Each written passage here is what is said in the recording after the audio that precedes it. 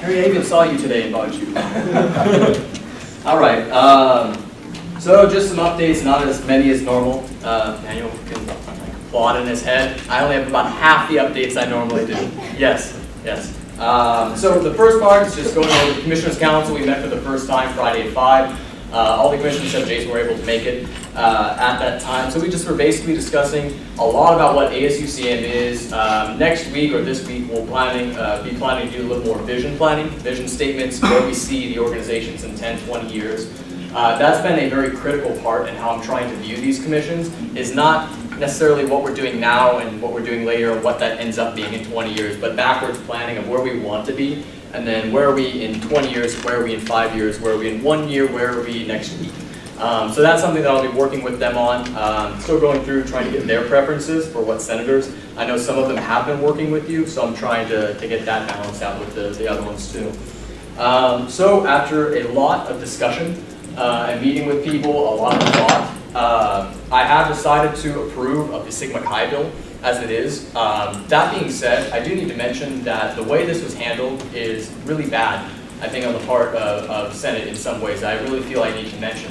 Part of it was that when, in passing the the recommendations unanimously at the table, I believe, without really having read them or not quite understanding them, I tried to set an expectation that if you have any questions about things, that I'm always open to asking. I don't think I've ever shut down a question and not given you a straight answer, or at least something that I felt was a straight answer. That was something that led to a lot of confusion. We also had senators at the table give the organizations misinformation about it because they weren't clearly understanding of what the bill was. And that led to a lot of issues. They collected money, they signed with a bunch of people, and it was in conflict with what the bill actually stated. So that put me in a really hard spot of either vetoing this bill and making it to where this event can't happen and they'd have to cover thousands upon thousands of dollars, or approving this bill to allow it and being able to say that make this a learning experience as to why we need to make sure that we're asking questions and talking to people. Again, I'm here so that you can have that conversation with me so we don't have to do those things. I have meetings with people, that way we can come to a compromise and come to the table with a plan of action, not just to arbitrarily argue. If you need to meet with me, you need me to explain something. If you want to yield the floor to me without me having my hand up, you just have a question, you want to hear me talk about something, just let me know. I am more than happy to at any point. I mean, I don't think anyone's yielded the floor to me without me having to hold my hand up for quite a while over there. Please use me as a resource, that way we can avoid a lot of these issues in the future and stop being put in kind of uncomfortable spots. With that, I want to encourage all of you to please approve of the Bobcat ban bill. And I will normally not take positions on bills, but this is more about the process of that. Initially, the ban bill went through and passed through ASUCM Senate. I added, I think, recommendations which would make the bill more desirable for a lot of people who may have voted against it initially at the table, to make sure that they did become a service and to make sure that they were fundraising 10% in line with a lot of club expectajust. I don't think that would make it less attractive. And then that bill, because I vetoed it, was then tabled indefinitely.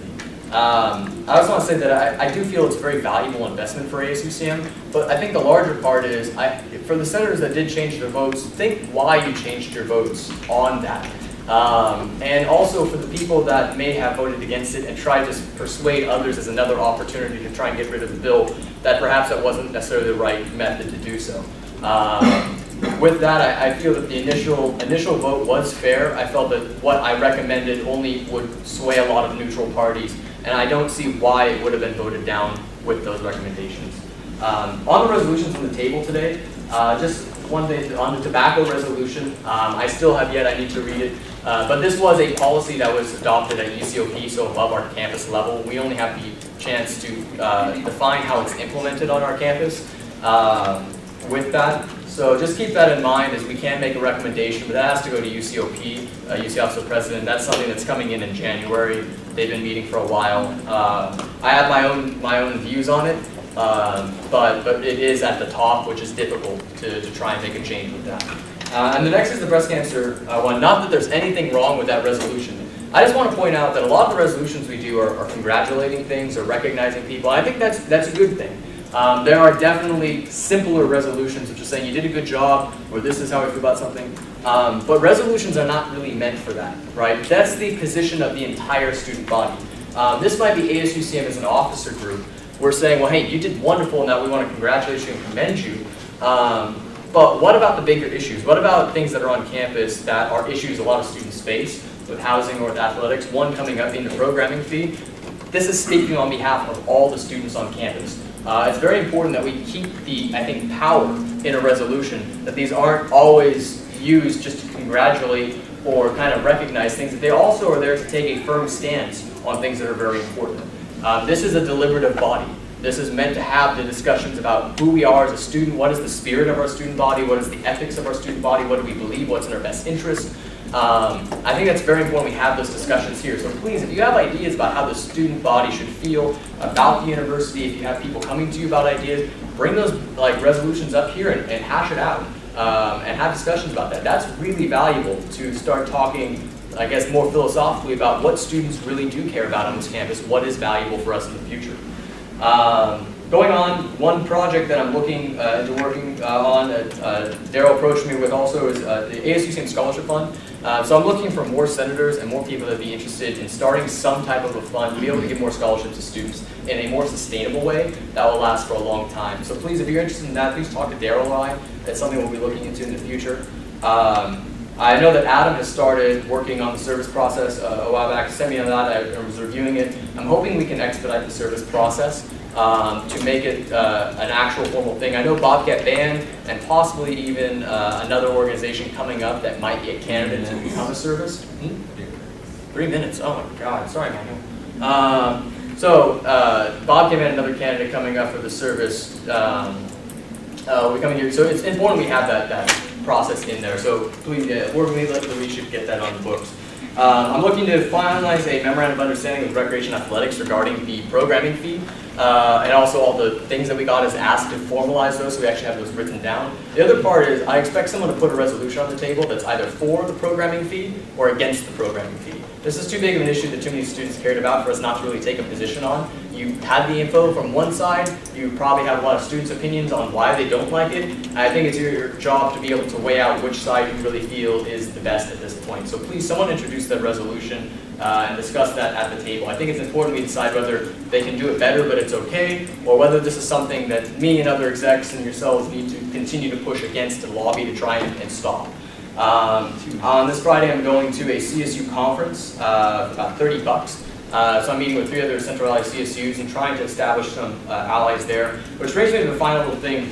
Talking about allies, that's what a large part of my position has been right now, is recognizing where we can make friends. Powerful friends, people that can really help us get what we want to have. There are people on campus, there are all kinds of clubs. You all campaign, we've all gone through campaigns. You know what it's like to build alliances and coalitions, to really try and get diverse groups of people to support you. We need to take that and apply it to ASUCM at a larger scale. There are 6 major bodies of the university that govern it under the administration, and one of them is the Associated Students. We really need to try and reach out to those other ones, other Valley schools, other schools in the UC system, UCSA, USSA, national schools. Anywhere we can make a friend that might be able to help us, that's incredibly important.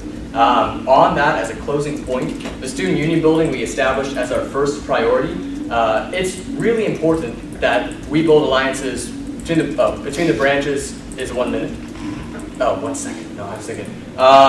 Student union building is that I really do need help on this. This is not a one-person project. I explained this is going to be something that needs a full-court push. This is something that will literally be the foundation of everything to come from the Associated Students that will revolutionarily change the future of UC Merced and student activism and student life. It's hard to underestimate how important this will be to the student population. But we have to start building those alliances together before we can start reaching out and building those things. I need help with the proposal. I need help talking to administrators. I need help working on all these things. I need help building that campaign and getting students involved in the process. So please, if this is something that you want to get involved in, you really want to leave a legacy on campus, this is the thing to do it. So I need your help with that. Do you have any questions? Emmanuel? Oh, yeah, Zach. Do you have an update on what commissions you'd like us to be working with, the list that we all gave you? Like I said, yeah, I'm still working. The first meeting with the commissioners, we didn't end up going through and writing out a list. I'll be having them do it this meeting, so then I'll know who they want to work with. They informed me that they've been working with some of you already, so I want to make sure. And some people put double, and yeah, so I want to make sure that they get to view that too, like a bid process. Time's up. Cool. Thank you. All right, thank you.